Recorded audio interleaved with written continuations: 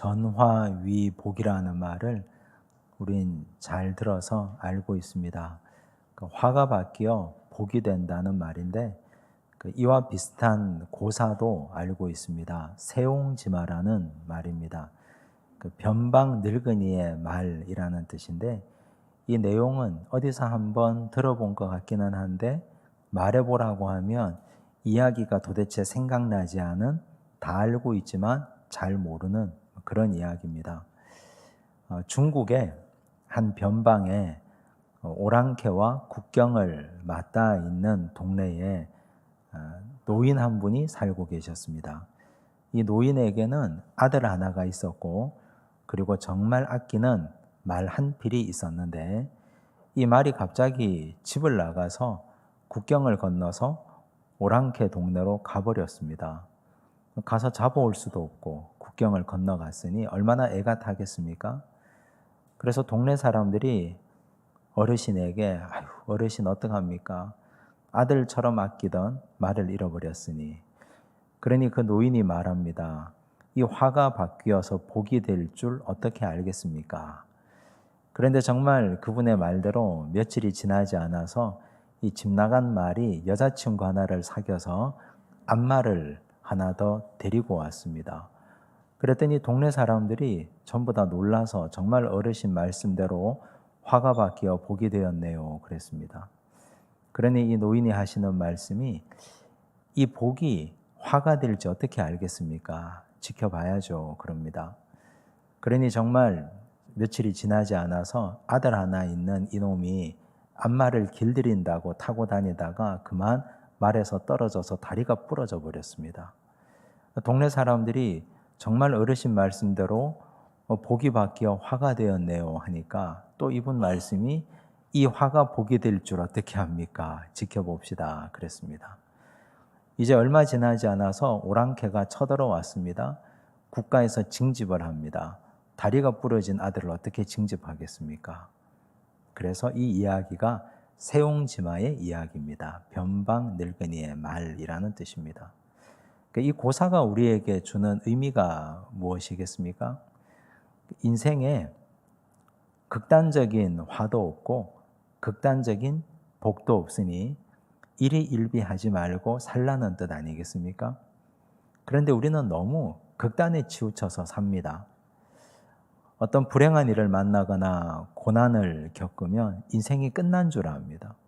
인생을 다 놓아버리고 포기하려고 합니다. 그런데 그 고난의 한가운데를 우직하게 돌파하고 지나가다 보면 그 안에서 정말 보배로운 보화를 캐낼 수 있습니다. 인생을 오래 사신 분들 그렇지 않습니까? 그런데 내가 원하지 않고 생각지 않았던 하늘에서 돈벼락 같은 것이 막 떨어집니다. 그걸 우리는 복이라고 부릅니다. 이게 정말 복인 줄 알았는데 복이 아니라 시간이 가면 갈수록 내 인생에 화가 되는 일이 얼마나 많은지 모릅니다. 그래서 우리는 복도 복이 아니고 화도 화가 아닌 항상 그 안에서 우직하게 믿음의 길을 걸어가고 나는 주님의 자녀로서 해야 할 일을 감당하는 믿음의 자녀로 살아야 하지 않겠습니까? 오늘 우리가 읽은 하나님 말씀을 보면 바울의 선교 여정이 나오는데 역시 이분의 여정도 고난으로 가득 찬 선교 여정입니다. 그런데 이 안에 말로 다 할 수 없는 보배가 들어가 있습니다. 바울의 2차 선교 여행의 여정을 우리는 살펴보고 있습니다. 바울의 2차 선교 여정의 첫 출발이 어땠습니까? 매끄러웠습니까? 그렇지 않습니다. 바울의 영혼의 단짝이라고 생각했던 바나바가 바울과 2차 선교 여행을 시작하기에 앞서서 심하게 싸우고 서로 결별합니다. 마가 요한 문제 때문에 서로 다투고 헤어집니다. 이에 바울은 실라를 데리고 새롭게 다시 떠나고 바나바는 마가 요한을 데리고 다른 루트로 떠납니다. 처음부터 별로 예감이 좋지 않았습니다. 그런데 하나님의 일이니까 그 일을 감당해야 되니까 바울과 실라가 길을 떠났습니다. 두 사람의 마음이 무겁습니다. 실라는 내가 과연 이 위대한 바울의 동역자가 될 수 있을까 스스로의 자격을 의심했을 테고 그리고 바울도 신라와 함께 이 여정을 무사히 마칠 수 있을까? 두 사람이 서로 불안했지 않겠습니까? 그런데 두 분이 함께 길을 떠납니다. 그런데 거기에서 아주 위대한 동역자 한 분을 만납니다. 루스드라에서 디모데라는 한 믿음 좋은 청년을 만납니다. 어머니는 유니게요, 외할머니는 로이스인. 믿음의 가문에서 잘 자라고 잘 배웠던 아주 순전한 청년 동역자를 얻습니다. 그래서 디모데와 실라와 바울이 한 팀을 이루어서 길을 갑니다. 그런데 이분의 목적지가 에베소 아니었습니까? 성령께서 에베소를 못 가게 막습니다. 미칠 것만 같습니다. 나는 정말 저기 가서 복음을 전해야 되는데, 바울 같은 사람이 인간성이 얼마나 강한 사람인데 가고 싶은데 성령이 더 강하게 막습니다. 하는 수 없이 그들이 바다를 건너 마케도냐, 유럽으로 건너갑니다. 유럽에서 첫 번째 만나는 성령께서 인도하시고 하나님께서 불러서 갔는데 빌립보에서 회당도 없습니다. 말씀을 전할 곳이 없습니다. 그런데 거기서 귀신 들린 여인 하나를 고쳐줬는데 그것 때문에 감옥에 들어갑니다. 매를 맞습니다. 옷 벗김을 당합니다. 온갖 수치와 모욕을 다 당합니다. 그러니 생각할 것 아닙니까? 아니, 하나님이 우리를 불러서 여기 온 것이 확실하고 분명한데 왜 우리는 이렇게 고난을 당해야만 되는 것입니까? 하나님께서 우리를 이쪽으로 인도하셨으면 여기에 열매가 있어야 되는데 왜 자꾸 이런 일을 겪게 하십니까? 빌립보를 거쳐갑니다. 데살로니가에 왔습니다. 거기에는 극단적인 유대인들이 살고 있었습니다. 복음을 전했더니 유대인들이 가만히 두고 보지를 않습니다. 돌을 들고 죽이려고 달려듭니다. 거기에서 새 안식일 동안 복음을 전하고 교회를 세우고 제자들을 굳건하게 한 후에 베레아로 떠납니다. 데살로니가에 있었던 유대인들이 베레아에게까지 따라옵니다. 거기 있을 수 없어서 배를 타고 아테네로 갑니다. 아테네를 지나 고린도에까지 왔습니다. 아마 이쯤 되면 바울이 심각하게 고민했을 것입니다. 강력하게 반발하는 유대인들을 피해서 여기까지 왔는데 이게 과연 하나님이 원하시는 선교인가?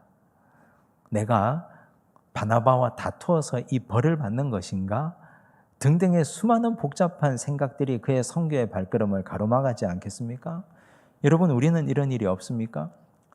주께서 우리에게 주신 길이라고 확신해서 그 길을 걸어가는데 가는 길마다 가시밭길입니다. 하는 것마다 잘 안 됩니다. 이럴 거면 하나님이 왜 이 길로 인도하셨습니까? 뭘 하면 잘 돼야 되는데 분명히 하나님께서 이 길이 확실하다고 음성을 주시고 말씀하시고 사인을 주셔서 왔음에도 불구하고 잘 안 됩니다.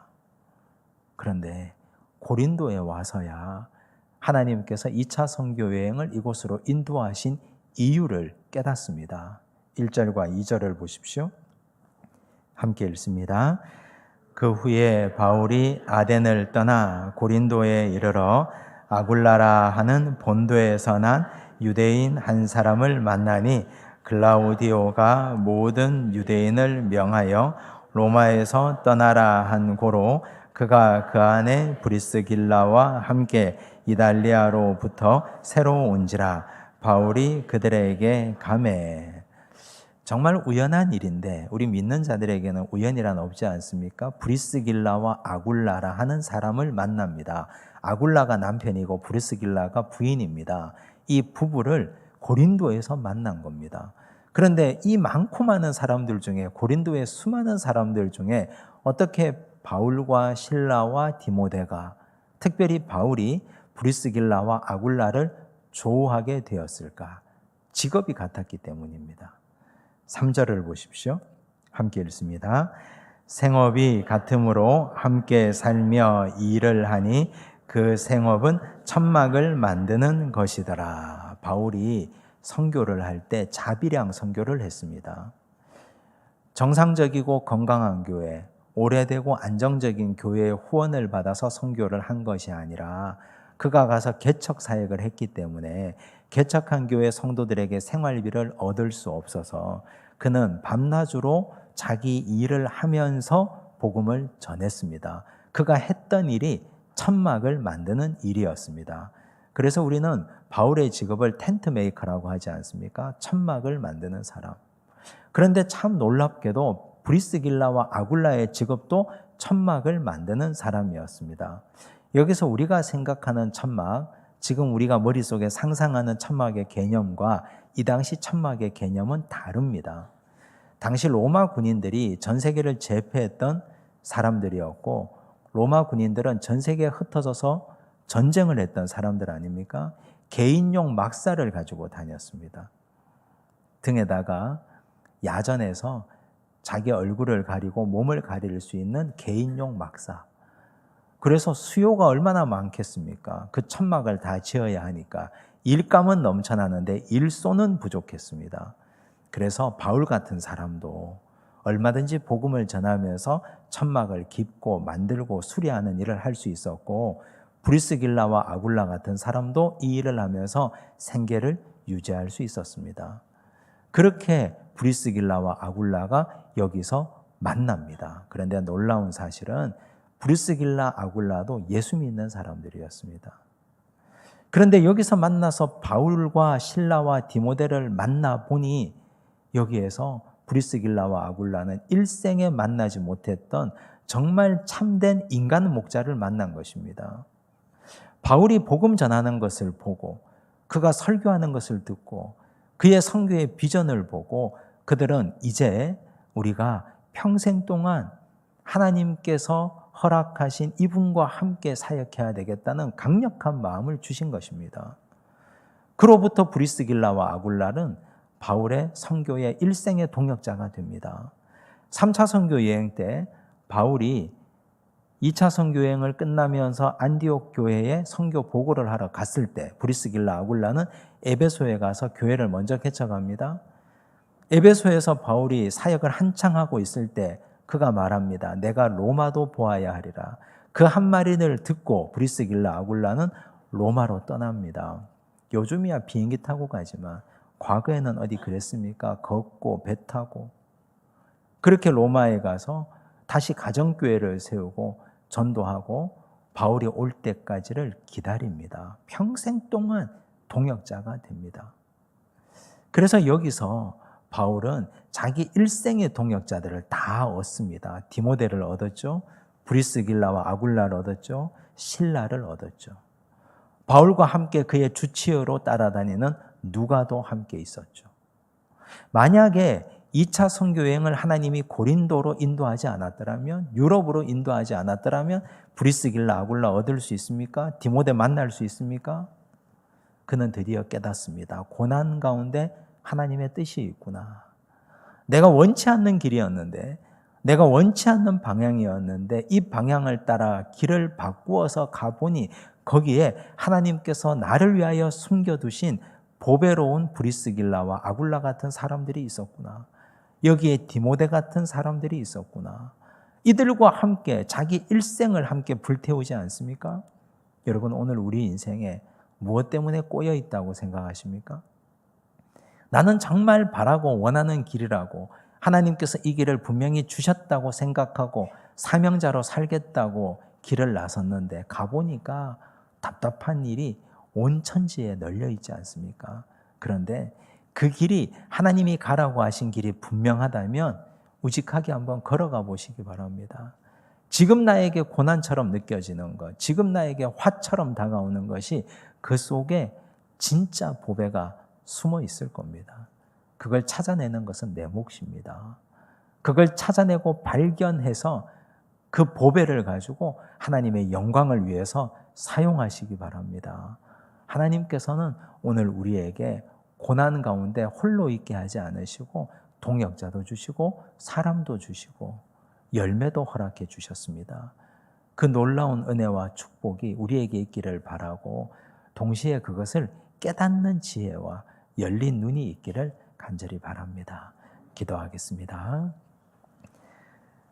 은혜가 풍성하신 아버지 하나님 감사합니다. 우리의 인생에 온갖 고난이 있습니다. 말할 수 없는 어려움과 말할 수 없는 고통들이 우리 앞에 도사리고 있습니다. 바울이 2차 선교 여행을 떠나면서 고난이 지속되고 어려움이 그에게 닥쳤을 때 선교의 근본에 대해서 그는 회의하고 고민하고 절망했지만 그러나 일생의 동역자들을 하나님은 허락해 주셨습니다. 디모데를 주셨고 브리스길라와 아굴라를 주셨습니다. 주여, 오늘 우리가 걸어가는 길이 고난으로 뒤덮인 길이라 할지라도 하나님 그 속에서 우리가 보배를 찾기를 원합니다. 피해가지 않도록 도와주옵소서. 둘러가지 않도록 도와주옵소서. 이제는 그 길을 온전히 맞서서 달려가고 직면하게 하여 주시옵소서. 일생의 동역자들을 허락해 주시고 진리를 찾게 하여 주시며 그 속에 숨겨진 비밀한 일이 오늘 우리를 살리는 놀라운 축복이 되게 하여 주시옵소서. 오늘 이 밤 그 복을 찾아내고 발견하며 그 복을 누리며 살아가기를 결단하는 복된 시간 되기 원하오니 주여 우리의 눈을 열어 주시옵소서. 모든 말씀 예수님 이름으로 기도드리옵나이다. 아멘.